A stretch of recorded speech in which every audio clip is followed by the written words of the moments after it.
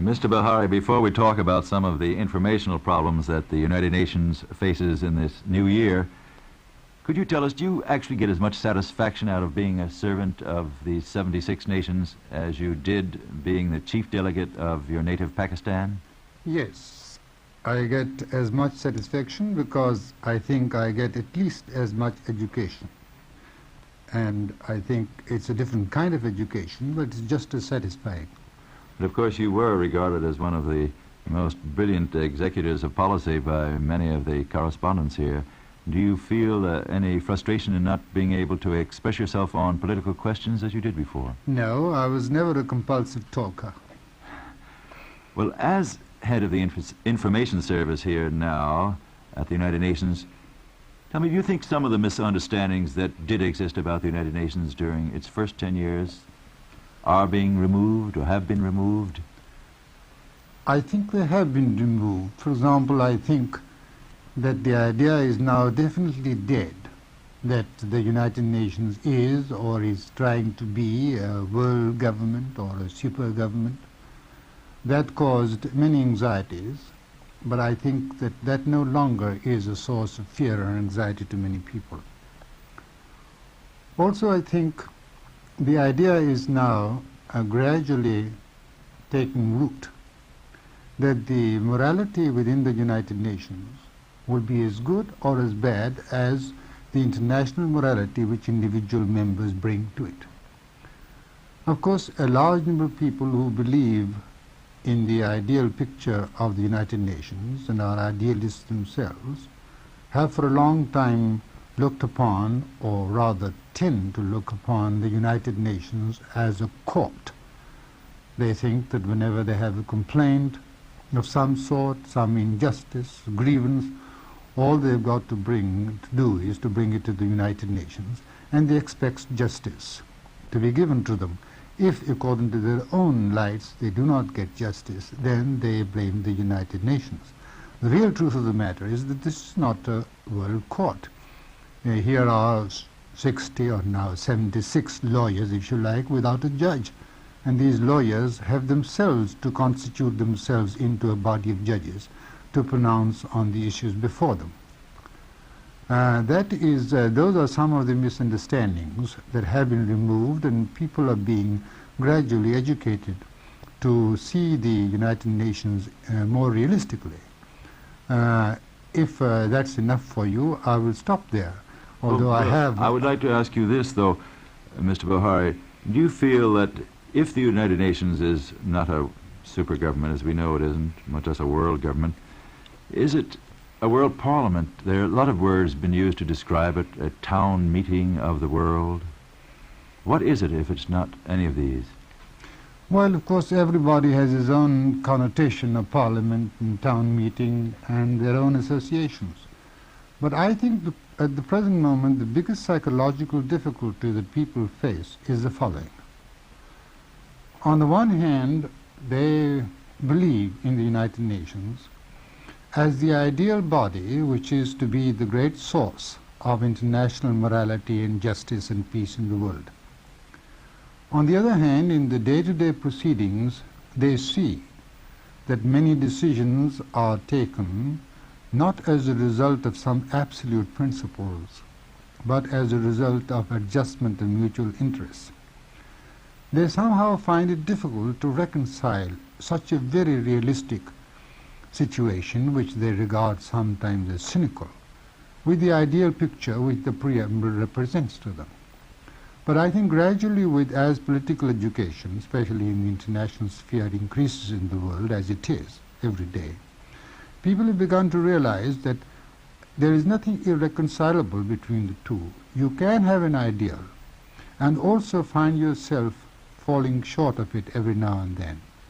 But the only way not to fall short is to keep on to the ideal. The more you believe in it, the less likely you are to fall short. And the less you believe in it, the more likely you are to lag behind. Therefore, this United Nations sets up a virtuous circle. You come here with your own interests, but you must also come with a constructive frame of mind, with the with the attitude of looking at other people's difficulties from an absolute point of view. And thus we hope that the international forum, as it is at the present moment, will gradually approach its own ideals. In other words, it's a permanent conference that has an ideal set up in front of it, but the realism of the situations often make it fall short of that ideal. But you feel that people should realize that it's only human like themselves? No, they should realize, of course it's human like themselves, but they should realize that just as individual and community morality has gradually grown, there is a much greater, for example, notion of social morality now than there was, say, 2 centuries ago in many communities. Just as that has grown, international morality has to grow from the adjustment of mutual interests on smaller scales to bigger and bigger scales. That's all. And I think that if they keep that in mind, they will find that the disappointments they feel are natural, but on the other hand, it is all the more necessary to hold on to the ideal. Well, Professor Bokhari, perhaps the greatest disappointment at the United Nations that many people feel, and I don't think they've ever recovered from it, is that they had a conception of the United Nations when it was first chartered 10 years ago, a conception of peace and justice in one world, and now we seem to be confronted by irreconcilables of systems of government within the United Nations. Now, has the admission of the 16 new nations done anything to correct these internal divisions, or has the United Nations expanded from 60 to 76 nations along the old lines of division?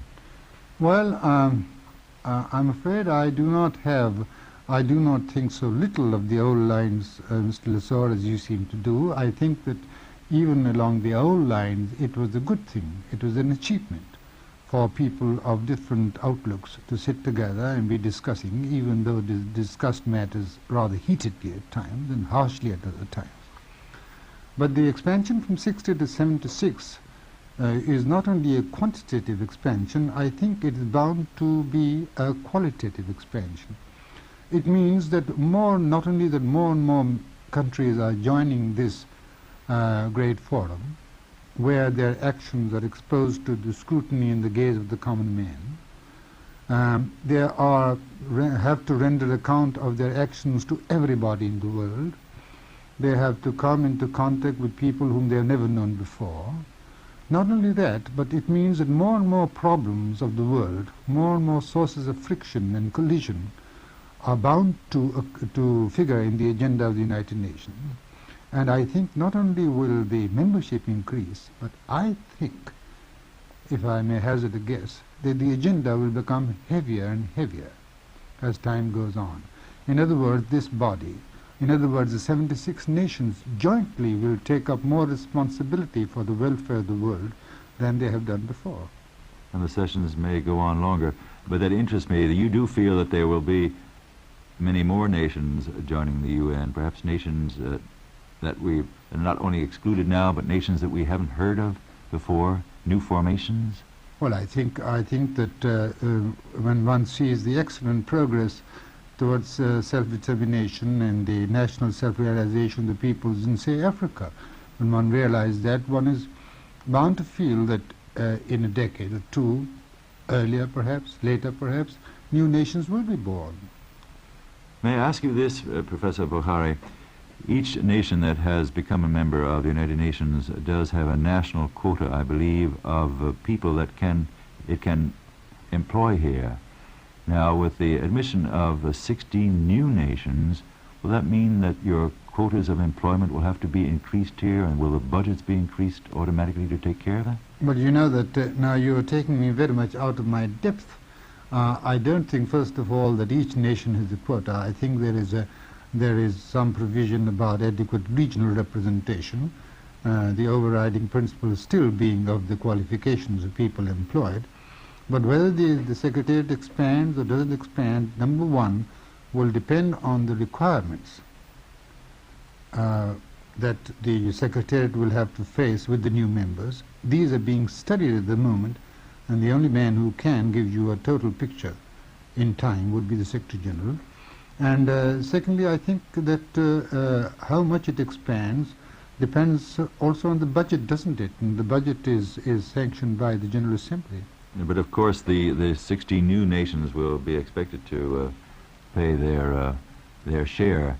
But are these problems of the expansion of the United Nations occupying a great deal of your time in this new year? Oh yes, I mean, as a matter of fact, it is our duty, and I think the whole of the Secretariat at the moment is busy. Has been busy for some time, ever since the new members were admitted, to looking at the implications of the new membership and the requirements in order that they should be able to serve the 76 member nations at least as much as they used to be able to serve the 60 member nations. Professor Bokhari, I wanted to ask you this too. Do you think that, since you are head of the Information Service, that people throughout the world accept the United Nations now as a living, essential organization, or must it still be defended in its very existence? I don't think it needs defense. For example, I think a very good sign is the fact that more and more countries have, during the last 10 years, or during the last 7 years or so, been wanting to become members. I don't know of any that seriously wanted to cease being a member. That's a very happy sign. So that's so far as the governments are concerned. I think governments in this matter may be taken to be fairly representative of the people, but suppose you are a hair splitter and say, no, governments don't always represent people. Then I would point to a large number of very live non-governmental organizations that exist in practically all the countries of the world, whose purpose it is to promulgate the ideas and publicize the activities of the United Nations and to keep up its ideals. So that on the whole, I think the United Nations doesn't need a defense. Well, Professor Bokhari, do you feel that under the concept of universality of the United Nations, in which all systems of government seem to be represented here now, do you feel that this is a satisfactory concept as we look ahead into the future? Do you think all systems should be represented here? Mr. LeSueur, all systems as far as I can see them, I mean, if you construct or concoct some monstrosities of which I've never heard, I can't at the moment promise that my answer will cover all those, but as far as I can see, realistically, the question, I'm not a political theorist, but governments which I see around the world, I think I don't know of any that could not come in because of their form of government. Well, I was thinking of the war that was fought in World War II and fascism, which was apparently a political organization to make war, and I wondered if you felt that countries with such a system would find a place for themselves within the United Nations. I think a good answer is that hypothetical questions shouldn't be answered. Well, Mr. Bokhari, I wonder if I could conclude our interview and ask you how you managed to keep the interest in the UN going now that the Assembly is out of session. Oh, I mean, I see. I mean, how the newspapers are informed about the activities of the United Nations. Well, as you know, we have an all the year-round service of publications, of films, of photographs, of radio programs, of other visual material, of press releases that goes on regardless of the General Assembly. The General Assembly is one event in the year. It is a very important event, and it brings in so much news that I would not blame you if you don't want to see me at all for 3 or 4 months, because you get quite enough news from the Assembly sessions. But as you know, there's a lot of activity going on between sessions and all through the year. Long-range activities, economic activities that are going on, studies that are being made of human rights, celebrations of human rights, information about various projects that are in hand, which steadily go out. Professor Bokhari, I wonder if you could answer a personal question. How does your budget for information compare with, we'll say, the budget for information for purely national states? While you see some national states have no information on budget because they don't believe in it in principle, but the budget here is about 5 million, as you know, which you can say is too much, you can say is too little. Nobody has ever been able to decide or can decide how much you should spend on missionary work of some sort. And ours is purely informational work, missionary in the sense that we give all the information there is and hope that that in itself will endear the United Nations to people. We don't go out and preach anything. We have no doctrine apart from anything else. But we have a global clientele. Now you divide this money over the population of the world and see what it comes to. Therefore, you see, this has to be a token activity from this place. Our real hope is that the people and the government who are as much interested in the United Nations, we are their servants. We are doing this a bit for them as a service to them because they have asked us to do this service. I work under a mandate from the General Assembly. It is their work, and we think that this is too little or too much according to the framework in which you think about this kind of work. But thank you very much, Professor Bokhari. It's always a pleasure to hear your views on the world and the United Nations.